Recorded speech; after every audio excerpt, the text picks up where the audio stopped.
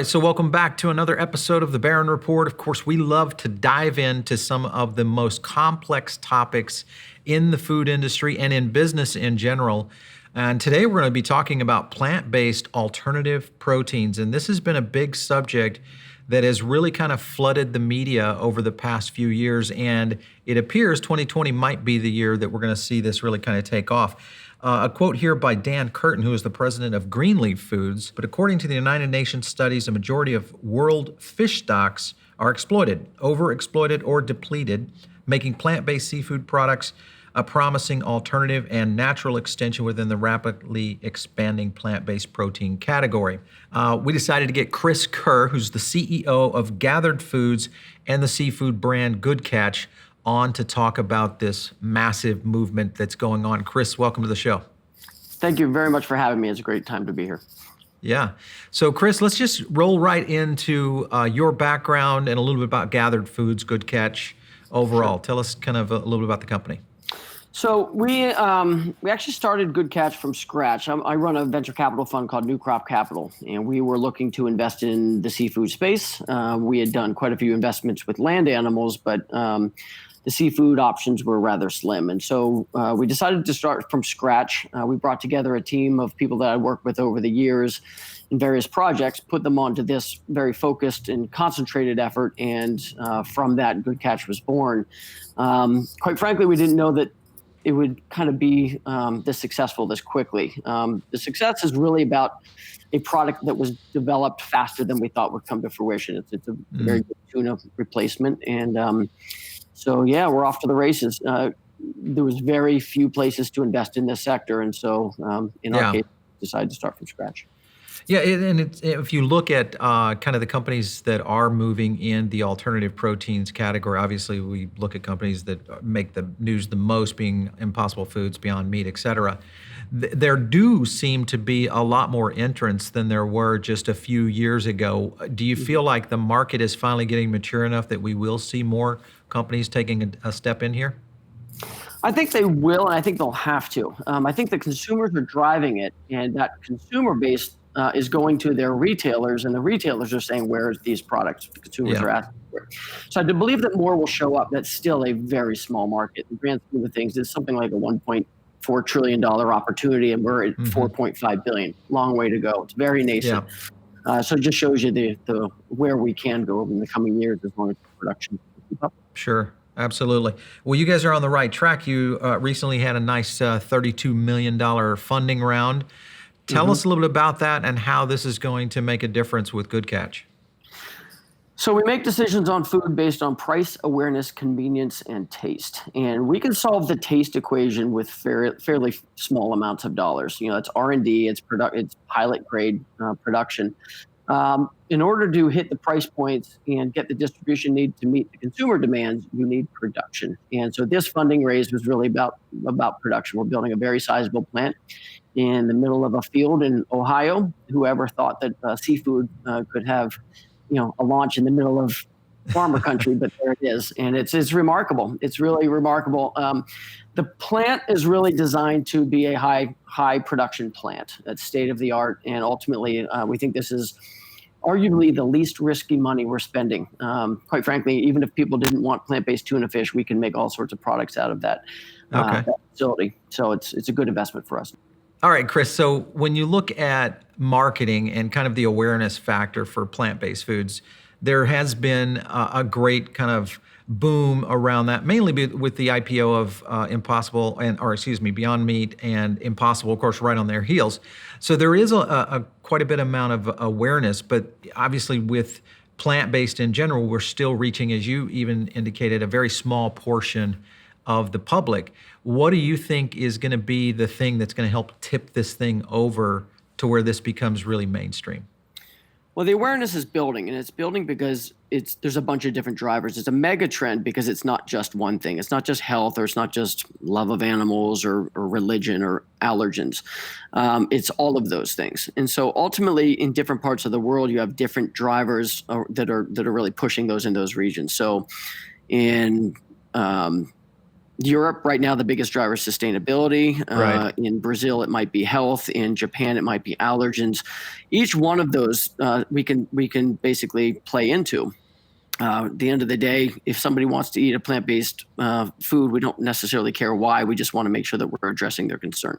So Yeah. that awareness is really, really building. And I think what's happening is you get the notoriety of phenomenal products. I might add that if Beyond Meat or Impossible weren't phenomenal products, the notoriety wouldn't be there. Yeah. Yeah. They have to be good. So once that taste is truly there, a buzz can build around that. That's the awareness. But what can really frustrate consumers is if the awareness is there, but the availability is not, or Right. the price Yeah. is too high, you've got a frustrated consumer. So you really have to find all of those things kind of advancing at the same time, if that makes sense. For sure. And I've seen that, with frustration in the food service side. We cover that a lot here on the show, is where chefs have been kind of frustrated with the availability of these kind of products. So I think you guys are on the right trend or track in terms of production as being a big key forefront on that. Chris, when you look at, let's kind of talk, first of all, let's go into the product itself. Good catch. For some of our viewers and listeners, they may not necessarily understand what you guys have created. Tell us exactly what the product is, and maybe a little bit about, without revealing the secret sauce, how you make it. Sure. So when you make any type of plant-based meat, there's a series of building blocks. So one of the core building blocks is soy, as an example, or wheat, as an example. That would be the equivalent of having a concrete house if you wanted to build a house, right? But if what you want is a house that's really livable, you want to bring in other elements to build that. So in our case, we were looking for a very specific mouthfeel. We're looking for a texture that had a certain springiness to it. And so ultimately, we combined a series of 6 legumes and beans in order to create our particular product. That was to mimic what was really a high-end albacore tuna. There's 3 different types of tuna that we consume. The high end, you've got albacore. The middle grade is yellowtail, and then skipjack at the bottom. So ultimately, we were looking for this very dry bite. We use an extrusion process, just like most companies are that are using in this space. It's a wet extrusion. And then from there, it's mostly dealing with the culinary art side of it to get the flavor right. We add algal oil, which gives it its ocean flavor and Okay. gives it its nutrient value of the high omega oils. So ultimately, those are the building blocks to create the product. So from a protein standpoint, obviously seafood, one of the best proteins out there that you can consume from a health standpoint. How does this kind of handle that exchange of being able to be as healthy as, say, a great piece of salmon or something? Yeah, so there's two good claims to seafood. One is protein, the other is oil, and we can give both of those almost identical to what seafood does. The oil, like I said, comes from algal oil. That's where fish get their good oil as well. So we just take out the fish in the middle. So so we have the same basic nutritional value from the oil standpoint because of our algal oils, and then we have the protein is really identical to tuna fish.